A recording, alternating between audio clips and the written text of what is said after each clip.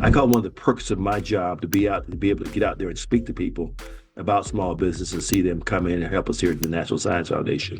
My agency, under our leadership, we've gotten an A+, and this year we're of one of only 10 agencies that received that award. So we're really happy about the work we're doing, but more importantly, we do everything we can to make sure that small businesses can compete.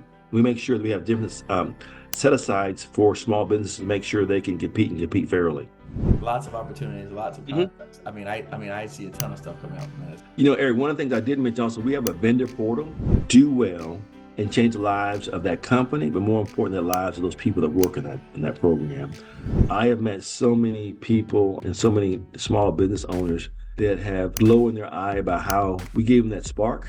And I've seen those people that attend the regular training that the Small Business Administration gives for upcoming businesses. It really pays dividends. All right, why don't you go ahead and introduce yourself? Good afternoon. My name is Juan Z. Gardner. I'm the office head of Information Resources Management and also the Chief Human Capital Officer. For this interview, I'm the OSDBU, and that's the Director of the Small and Disadvantaged Business Units for the National Science Foundation. Look forward to talking to you through this interview. No, thank you so much. And you said a lot there. And for our audience, can we start off with you said OSDBU. Can we Yes. explain what that is, please, just for the audience? Yes, that means I'm the director of the Small and Disadvantaged Business Unit here at NSF, and what that is my primary role is to make sure that we inviting small businesses to share in the luxury of doing business with the NSF. We have dollars amounts we set aside for small businesses in various socioeconomic zones, so they're able to compete with us here at the NSF. Wow, nice. And so tell us about your journey about becoming the OSDBU director at NSF. Well, Eric, it really wasn't a journey. I woke up one morning, came to the office, and we had a need here at NSF for to have a director. According to the SBA and the regulations, there has to be a senior executive that works directly for the director of NSF, Dr. Panchanathan. And so I fit the bill. And little did I know when I started the journey that it would take me to a place where I could really see how small businesses are impacted by being able to do business with the National Science Foundation. I've seen many people with dreams who were able through this program to start their own businesses, get their first successful contract, and add to that American dream of being part of that small engine that drives America. And to see these small businesses and the people they bring forward, the qualified people they bring forward to our organization to help us move science forward is absolutely amazing. It's I call it one of the perks of my job to be able to get out there and speak to people about small business and see them come in and help us here at the National Science Foundation. Wow, that's great. That's great. So what are some of your primary responsibilities?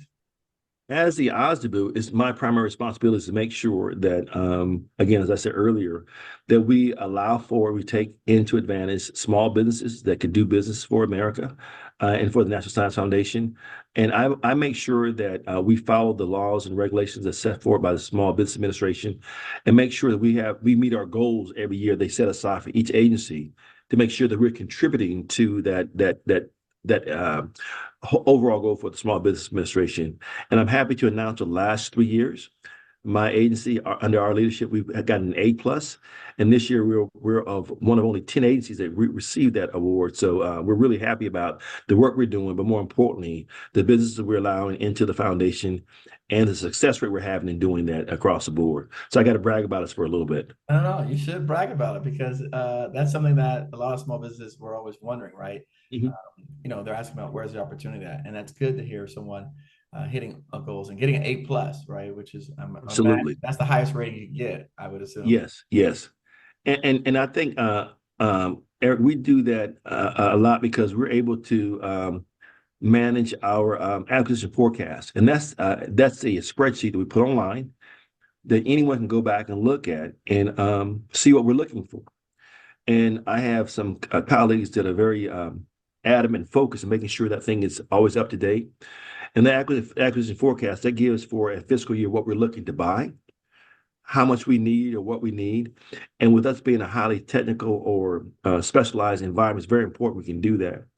And so we go to our directorates each year. My big boss, puts out a message saying, "Hey, you got to help Wanzi out. So give him what you're looking at putting on contract this year." I work closely with our folks in our contracting office to make sure that we have alignment there and we put that out. And when I tell small businesses, look out there and see what I've got for you and see how that matches up against your capabilities. Like if someone's in hospital corporation or something like that, there's no reason for them to come ask for something when I'm not looking for that special skill they have. So we try to make sure that people have a capability statement already in their pocket that can tell me, more important, my program officers, what they bring to the table, what their capabilities are, and support them in their mission. Wow. Wow. No, that's incredible. I would say that I have seen your forecast list and it's really thorough. So, Yeah, yeah. And another part is we try to take that forecast list, and my folks try to help out what we call market research to make sure that when our folks in contracting do that, we have the market research to back up either to why something should go to small business or why it should not go to small business. As a proponent of small business, I also have to make sure from the agency's perspective that what I'm contracting with, a person can deliver. And there's certain things probably that are benefit for what we call our big companies in our small businesses. But what I do there, Eric, is I make sure when I have my big companies get these awards, I make sure that we have subcontracting goals there that allow small companies to be a part of that experience as well, so they can get the experience and the capacity to grow as they go forward. that's interesting. No, that's great. I would imagine that I've heard from SBA and some other people that they recommend when you can't have an opportunity as a prime, you could start as a subcontractor. So it sounds like what Absolutely. you guys are helping to advocate for. And when you talk about a subcontracting, there's other programs that we call mentor protege. There's so many avenues in the small business program where we take small I call them yearling companies that are just starting.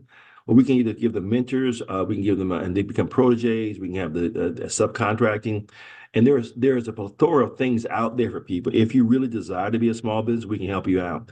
The thing is making sure you stay up to date with the small business administration, their rules, and their governance and things like that.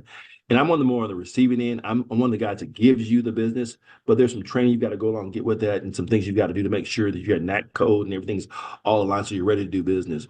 But the bottom line is I think between my colleagues that across the federal enterprise and small business administration, we do everything we can to make sure that small businesses can compete. We make sure that we have different set asides for small businesses to make sure they can compete and compete fairly. I want to just step real back. We mentioned the forecast list, but sometimes, myself as a Govie, I talk in acronyms as well. And so, can we explain what the acquisition forecast process is for small businesses? What are they seeing, right? Can you paint a picture of what they're looking at? Yeah, What they I, actually I, see? I sure can. If someone will go to nsf.gov/OSDBU, they would see our forecast list. And that link does not change. That forecast it aligns with our business process capabilities we're looking for. And all this is a simple spreadsheet that talks about what we're thinking about purchasing through a contractor for that particular year. We update the status of whether someone's already on contract. We have the status of where we're going to renew that contract. We have the status of it's going to be an open bid. So a small business can look at my forecast before they even talk to me and get a good general idea and landscape of what I'm trying to purchase that for that particular year. And one of the things I try to do, Eric, is make sure that we keep that forecast up to date. It's most accurate. And if something is emerging, we try to put it on there right away. And on top of the forecast, we keep a repository of companies that have sent in their capability statements. And if we see we're not getting a lot of small business and things, we can actually set aside or call, come say, hey, did you look at our forecast? Are you interested in doing this? So it's a give and take on both sides.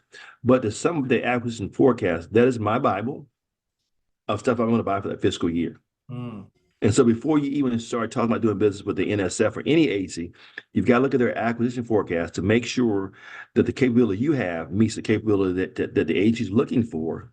And you can start the process of trying to get that contract. I like that. What are some of the common things that NSF buys? Well, right now, we do a lot of facility support services, our largest spend right now. Logistics contracts and stuff supporting our polar programs. Our polar program is perhaps our biggest contract, and that drives me crazy because that polar program is what I call big business because it's overseas. It's something we've got to do, and so my numbers got to skew sometimes. And I know we want to talk about that, but a lot of the stuff over there is done by big businesses. I call that polar program my holy grail because I'm trying to figure out what parts of that program is it possible for small businesses to do. right?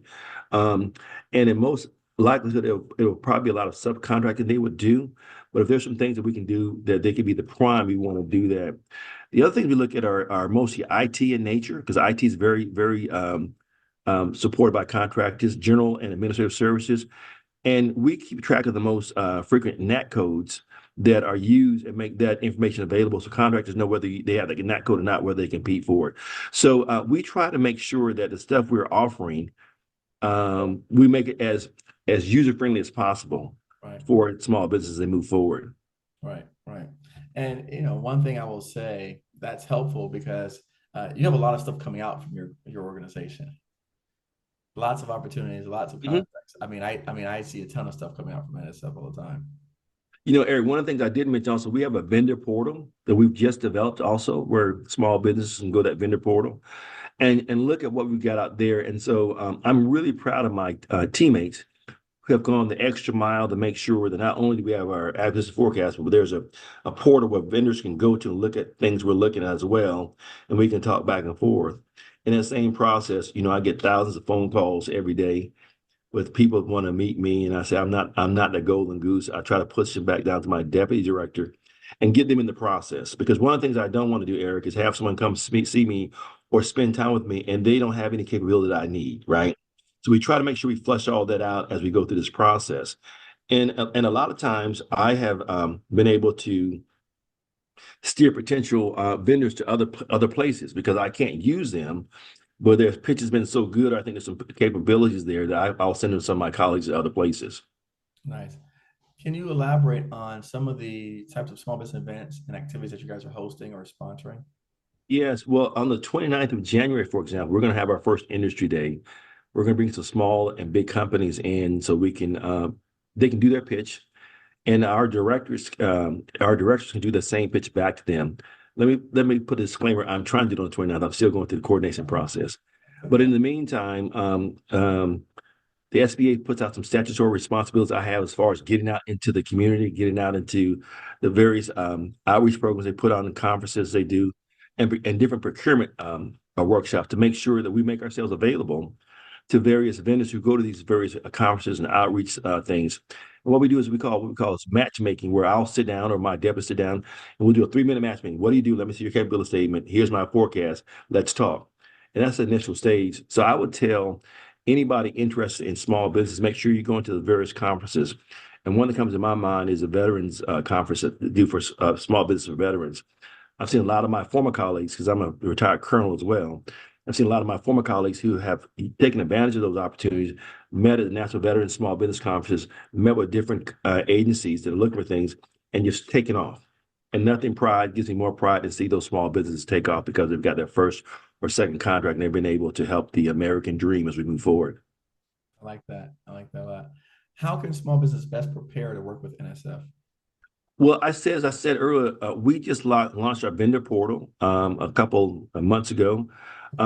So that's where business can register into the NSF database and submit meeting requests to come and actually meet my staff and talk to them. We also encourage business to review the upcoming procurement requirements and our acquisition forecasts before meeting with our office so they can come prepared to discuss their company's capability and their performance history. I got to say this, if you don't have any past performance, it's hard to do. Okay. Because although this is what we call a training ground or an opportunity for people to step in, I got to make sure that when you come in that you have some past performance that you can show me you can prove. Because a lot of people talk a good game, but if you don't have the necessary bench strength or the people to follow up, it causes problems for me later on. And I will tell you this up front, Eric, and I tell all businesses, my primary job is to make sure that the mission of NSF goes forward. Okay. And so while we do everything we can to help small businesses, if a small business is not equipped, doesn't have the bench strength, it doesn't have the capability to do a certain job, you hurt all other small businesses by coming forward, getting a contract, because I will be more apprehensive next time trying to give it that same job to small businesses. So we try to make sure that our small businesses are able to do the job and do the work they say they can perform and able to sustain that. Nothing hurts me more to bring a small business on than we have to terminate the contract because they cannot perform for cause. Wow. Oh, what are some additional challenges that small business face when working with NSF? We provide links to training and other guidance on our external website. And we also host office hours each week on Tuesdays, Wednesdays, and Thursdays, taking questions on small businesses who are interested in the opportunities at NSF. So we've got our external website, Tuesday, Wednesday, and Thursdays office hours, and my staff is readily available to talk to anyone about anything we're doing here at the National Science Foundation. Right. We mentioned before, some of them don't have the past performance. What are some other challenges that you see when some of the small businesses they're not quite ready to work with you? What are some of those other issues that you've seen? Well, it, my contracting office does a very good job of screening people out. Okay. Okay. So normally when they come to us on a contract, they've already been vetted, they've got the past performance, they've got a good capability statement, and they've done them. I mentioned earlier about the mentor protege. Yeah. The best way to get that past performance is for what we call teaming with other small businesses Mhm. or large businesses to get a part of that contract. So you can talk about some capabilities. Eric, I'm really not sure how a small comes in fresh. They do. Um, but again, we're so specialized in a lot of things we do. Normally, they've got a lot of past performance. And one of the secrets I've seen here at the National Science Foundation is that if a company performs well, and they stay in the various 8A programs, other programs for small businesses, they normally keep that contract for the life of that contract for Mm. through the option years, and also they get their name and known and established around here. And although the government is very big, it's very small when it comes to small business. We talk to each other. So if there is a company that's performing well, or they've got a protege company they're trying to help out, and we know that there's some give and takes there. We follow the law and everything, but performance is all about it. And you've got to be able to perform when it comes time. And so I would tell any company, don't bid on something you can't do. Don't bid on a hope. Bid know that you're going to be able to do the work when you get it. Make sure you got those people that are available to do those kind of work for us. Nice, nice. Are there any upcoming changes or initiatives that NSF that small businesses should be aware of? Change or niche is not really, but I would say sometimes the complexity of our work requirements is different. We're more like a niche base because we're like a scientific based agency. So a lot of things I need skilled statisticians, or scientists to do certain things. I'm trying to break into our program areas a little bit more. And so one of the things I'm most proud about, we did an interagency type of roundtable for statisticians with some of our statistical agencies where we can kind of glean companies that do this kind of work and have like a bank of those kind of companies. So those needs emerge, we can go ahead and call those. Those are the kind of things we do for those kind of specialized areas. I talked about our polar program earlier. We have an Antarctic research program in Antarctica, which takes up a lot of my money. That's one of those U.S. treaties where I would love to get some smalls down there, but it's overseas. So I look at the logistics tail that's back here in the United States and see what part of that we're going to be able to maybe spin off to a small. That contract is up for a recompete. And right now, I'm not sure exactly the total direction we're going to go. It's going to remain big, but I'd like to see some of that work go to us, some of the small businesses here in the United States, if we can possibly do that as we go through that new phase of setting that new contract up. You brought it up, the Polar Project. Can you talk about what it is, what's involved in it at all? The polar program is where we do a lot of what I call scientific research in the Antarctic.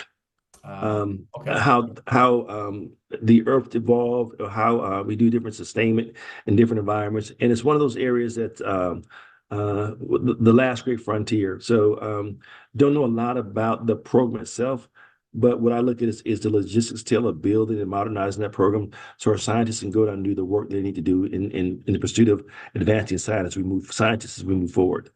Gotcha. Okay. No, just because when I think polar, I think Antarctica, I think polar bear, right?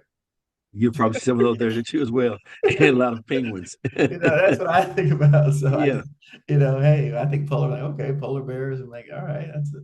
Because I remember I was at an event in AUSA and they brought up that polar project. And I thought the same thing. I was thinking, okay, you Well, know, it's so funny. When I was in the Air Force, I'm a retired Air Force colonel. I used to work at what they call Air Combat Command. uh-huh. And when I was there, I worked in the logistics area, and I was the logistics guy in the Combined Air Operations Center. And that what that center is we track and monitor all the flights, all the activity in the continental United States. And they have a KAOK, as we call it, in various theaters.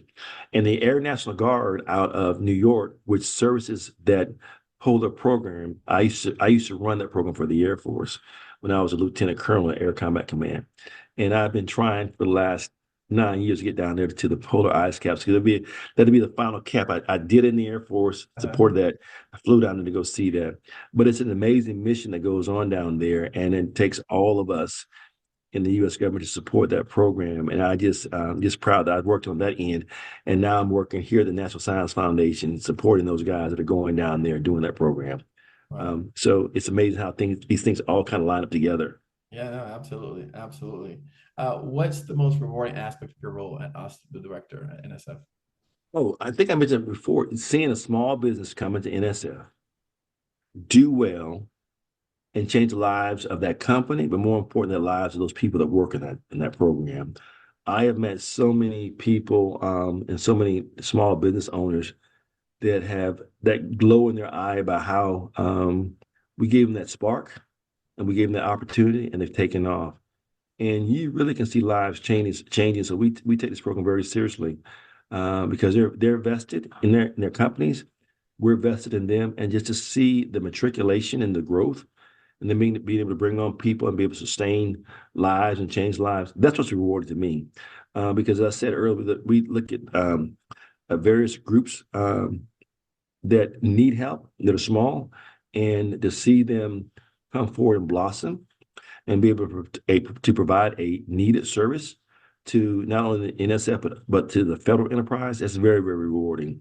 When I go out to these small conferences and I talk on different panels, and I meet small businesses and we talk about what they're doing and how they're doing it, to see the spark in their eye, to see the excitement to do business with the federal government, to see the lives are changing, and just to see the momentum, the inertia of people actually taking part in that American dream of entrepreneurship and being able to say, "Hey, I'm part of this fabric, this quilt called American Enterprise." It's just amazing.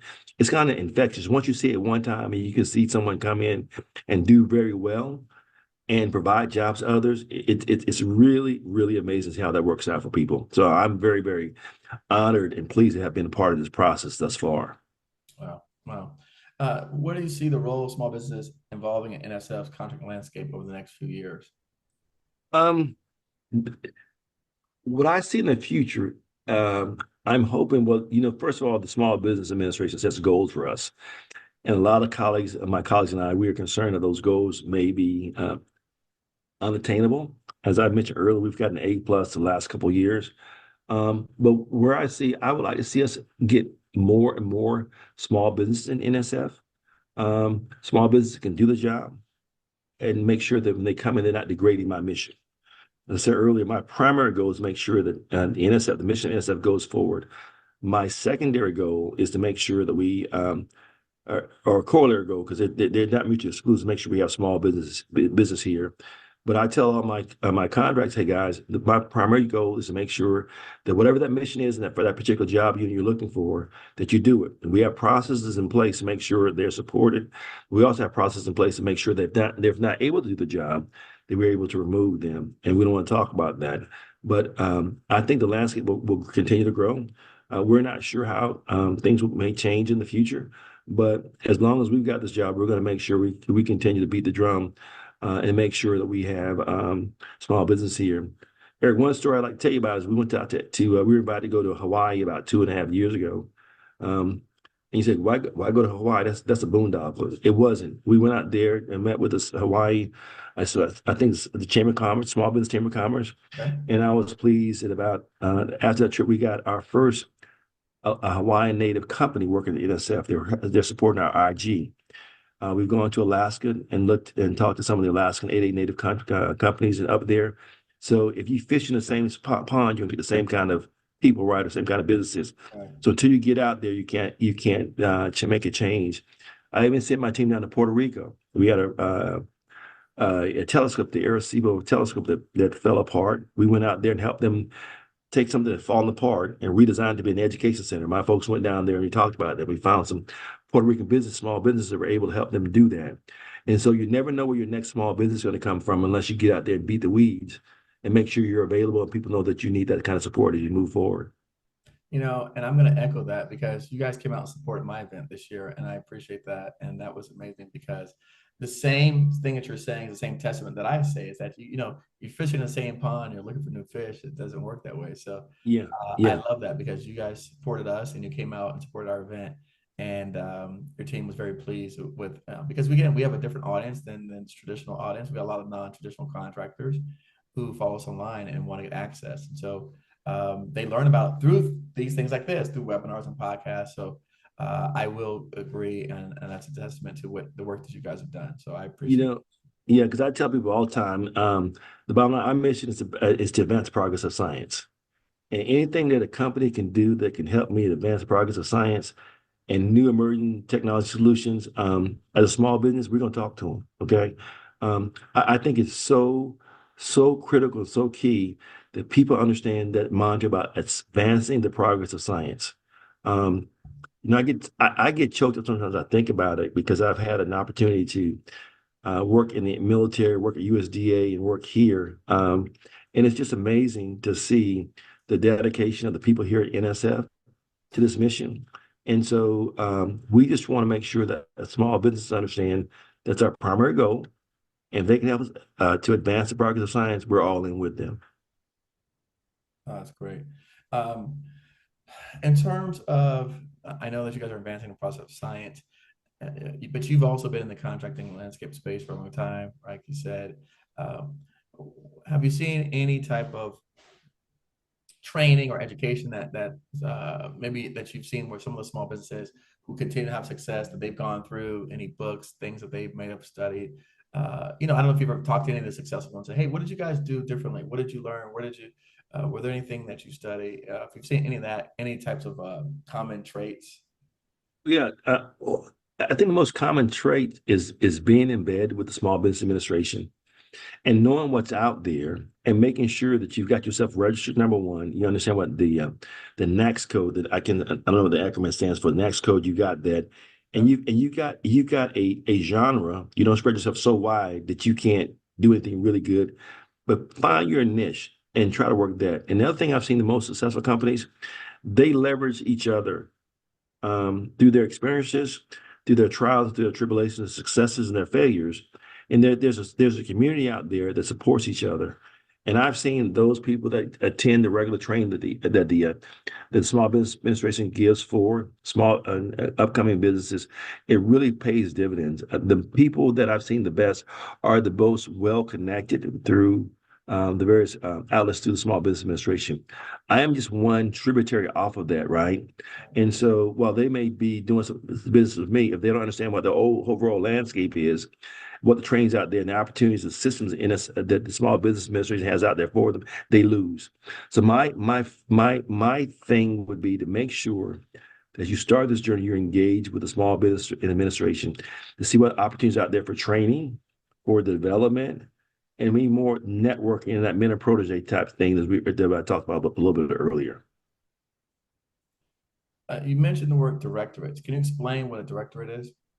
Yeah, we've got about 7 to 9 different scientific directorates in my organization. And while the director is, for example, the director of engineering or the director of biology, those are our directors that are based on a various science, a science theme like biology, and all the biological science will be under that directorate. We have scientific directorates, and then we have our what I call our mission support offices, where like myself, the Chico, or our Office of Budget Finance Award, or our CIO, those are offices. And on the other side of our organization are our scientific directors who actually do the mission of NSF through the various what I call sciences we move forward from our geoscience to bio to science to size and things like that. Okay, thank you. I know you mentioned that people should not be calling you. Who should they be talking to when they're reaching out NSF? They should call the OSDBU officer and talk to my deputy director or one of our Okay. program managers, Brittany. I think they're listed on our website, the people to call. Because a lot of times, I got to tell you a funny story. They made these business cards up for me, and Uh, I'm a talker. They've got a point now where they hold my hand and say, "No, Mr. Gard, you're not giving out any cards." I'll look at someone and say, get a card from her, and they'll do that to kind of keep us in line. But it's a lot of fun. And I hope you can see from this interview that I really enjoy this job. I really enjoy the people I'm working with. And we take what we do very seriously, but we're having fun as we get more small businesses into the Natural Science Foundation. Oh, I think that's great. I love because again, we don't when we think about science, we don't think about fun. When we think about technology, we don't think fun. I know as an engineer myself, I just imagine myself back in those college classes, and I didn't see any fun inside. I hear you. I hear you. Yeah. So I appreciate that because we do we I think again going back, you have an A plus, so obviously you're doing a lot of things right. However, to get more people encouraged to do business with the government, it does make it where we could see that you are it's possible and the opportunities exist. I think a lot of times we don't even know that much and we don't see that. Mhm. So you being relatable, I think, is more of the word I would use, and that's probably more makes it more palatable and more approachable that we can come in and start and talk to you guys about what Absolutely. Absolutely. so question on the subject of fun. What is something a recent purchase you've made on Amazon? Recent purchase I made on Amazon, probably golf balls. Okay. Yeah, yeah. I found that sometimes I have a couple bad days on the golf course. I need to buy some new balls, and I'm really a stickler about having the right kind of balls to play with. And Amazon is a quick source of balls I need, and so I would say on Amazon they got a direct line to me on golf balls. I'm a golf nut. Oh, really? Yeah. So are there different types of golf balls? Oh God, yes, God, yes. And I play with some expensive ones. I play with cheap ones too. I don't want to do an announcement, but Costco has a Kirkland ball that's as good as a Pro V1 that save a brother a little money. Oh, really? But I like using a Vice ball, a three-piece ball, and it holds better, spins better. And I've got some buddies that are really anal about golf balls and golf in general, and they've taught me a lot about it. And I think a lot of it's just superstition and feel. But we try to make sure that we have all our equipment right when we go on the golf course. And a ball means a lot because they stick differently to different shots, different trajectory, and that stuff like that. So I Interesting. didn't know that at first, but I've been playing a little while, so I'm trying to pick it up on it. What about clubs? I'm a PXG guy. Um, I use those. Got some Generation 3 311s.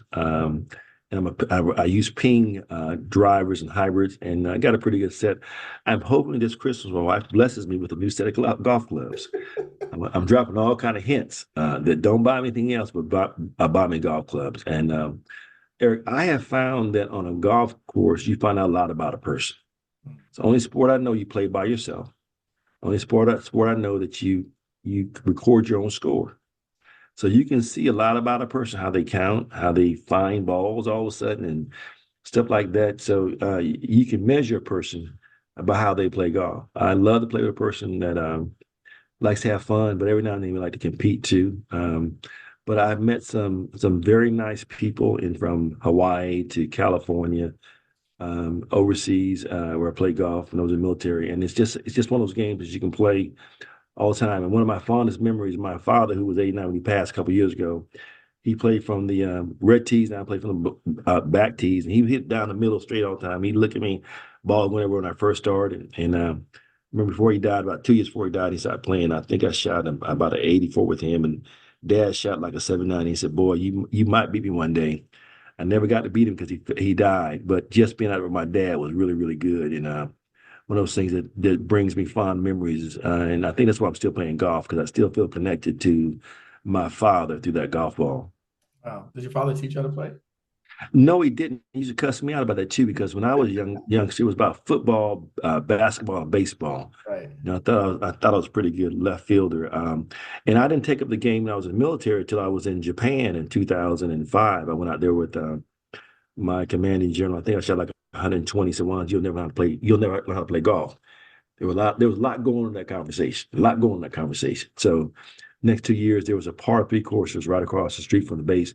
I got I got over there and I got down and gave him a run for his money. And then I saw him here at Andrews one day. We played, and I tore him up. He said, "What got in you?" I said, "Sir, you'll never believe this, but you told me back in Japan I could never play golf. I think it was a personal challenge. So he went there and bought me a whole bunch of drinks and bought lunch that day. And so now I get called every now and then to go play golf with him, and he's somebody to help him out a little bit. How long have you been playing?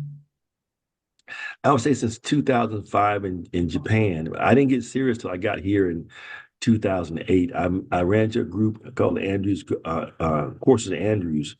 A couple guys, they took me under the wings, about 20 of them, took all my money. And after a while, you start losing so much money, you got to get better. And the old saying there is play better, bring more money. So I'm trying to play a little bit better. All right. Well, it sounds like you figured it out. Yep, yep, yep. My wife would tell people she's not worried about me and a mistress. My mistress is golf. If I'm not home, I'm on the golf course. So it keeps me busy. I really, really love the game. Though it's a fun game. It's a challenging game, and it's one of those things that like I said, you can tell a lot about a person how they play golf. No, I never thought about that, but I can imagine, yes.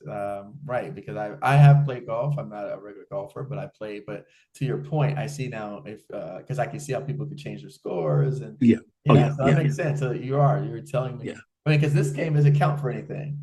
Right. Right. So if you're Right. doing Right. something that doesn't account for anything, what are you doing when it counts? See, you understand. You understand. You understand. If you tell me you got a par or bogey when you actually got a double bogey, and like you said, you're talking about something that doesn't really cost. We'll play for a couple of dollars, but Uh, if you'll cheat me out there, you'll cheat me in life, is what I say. And I can tell a lot about a person how they do that. Now, and even I have made a mistake. You have a real bad hole, you miss a couple scores, whatever. And but if you got real good buddies, they'll count for you, and you don't argue about. Okay, you're right. I could take a 7 versus a 6. You know what I mean? So there are areas, but there are things you can tell that when people are doing things they shouldn't be doing. But again, it's a good life lesson. No. All right, one second. Mike was getting back in. So, all right. No, that's great. And we're going to wrap up a couple more questions here and we'll wrap up today. What were some other places that you worked at odd jobs that you've had in the past that we might not know about or guess? Um, Odd job. I was a gourmet waiter in school, and I can cook very well. I worked at Hugo's and Opryland. And Lee Iacocca was one, and Governor Ned Warder of Georgia were two of my most famous clients when I was in Nashville. And from Lee Iacocca, I learned he had such a style about him that I said, I want to be like that guy. And I learned all my people skills working tables and restaurants in these high end places where you heard conversations that you weren't supposed to talk about, or you saw things you didn't see, Mm. while keeping your demeanor about yourself and doing forward. And I forgot who it was. I was making desserts one day, and I was making bananas Fosters in my Rashad, this long oval dish, and had my little tuxedo on because you had to wear a tuxedo. And this lady laid back in my and I was doing the bananas Foster, and her hair caught on fire. Immediately doused it out and everything, and she was half toasted, and uh, we all laughed about it. I learned right then and there, when you're in trouble, don't panic and just take care of business. Learn how to talk and meet people. And so there are a lot of life lessons you learn, those little odd jobs. But working in a restaurant really made me who I am today. That's interesting. Wow. That's a good take. And you said what was your title? I was a gourmet waiter, Great and way. Okay. yeah, Wow. But you said you also learned how to cook. very good, very good, very good. That was through my mother. Oh, My, okay. my, Okay. my Okay. mom So told I'm me like number waiter one. and cook don't go together. No, but the cook part I learned from my mother, but then I learned how to do what I call as my what I call fancy cooking, Mhm. chateaubriand, Dover sole, those kind of things, a real Caesar salad in a real bowl, steak bouillon, those kind of things. Working in a gourmet restaurant, so I used to do a lot of that cooking like that. Learn a lot about seasonings, how to cook a piece of meat. When I was growing up, you cooked a steak till it was like shoe leather. Now, if it's not dripping blood, I can't eat it, because if you get a good piece of meat, you can overcook things. So we learned through life's lessons how to like the finer things of life. Wines, white, red wines, learned about that through our summer year at the Opryland. He taught us about wines, how to let them breathe, what are good wines, what are not good wines. So it was just a cultural experience for me coming up from Southern Georgia to see this new part of life. Wow. If you weren't doing this, what do you think you'd be doing? Well, like I said, I would be a professional golfer, but that's not true. I don't know. I've enjoyed um, I've enjoyed my jobs. I mean, I tell people I spent 28 years defending America abroad. I did a couple years at USDA in the SNAP, the food nutrition program, feeding Americans. And now I'm working with people that are advancing or working on science tomorrow, today. So I've been blessed. I think what I want to do is if I wasn't doing this, I would want to be in a place where I was able to coach and mentor young adults coming up because I think that's something we need a lot of right now. I worry about something about our next generation, but I think that's something I'm looking forward to doing. Yeah, no, I like that. I don't think we ever have enough coaching or mentoring of Yeah, yeah. in general, right? No, that's wonderful. What else would you like to say to the small business community out here who's listening to this? My final thought is that small businesses, they're the engine that drive America. We look at all these Fortune 500 companies, that's great. But when you go into rural America, urban America, it's those small businesses that give those jobs, those opportunities to people. And I would just encourage anybody that has a dream about entrepreneurship to do it, follow their dreams. I was an institutional guy, I worked for the federal government now going on 40 years. But to me, that, like I said earlier, to see small businesses thrive and grow, it's amazing. And I think that's our secret sauce of America. If you've got an idea and a dream, and the willingness to go forward and try to catch it, you can do that. And I've seen that in this job as the OSDBU. I've seen women-owned businesses and veteran-owned businesses really thrive and do a lot of things and help other people. So I'd say more power to you. Just keep doing what you're doing. Get engaged. Get involved. I love it. Mr. Gardner, thank you so much for being here today. Thank you.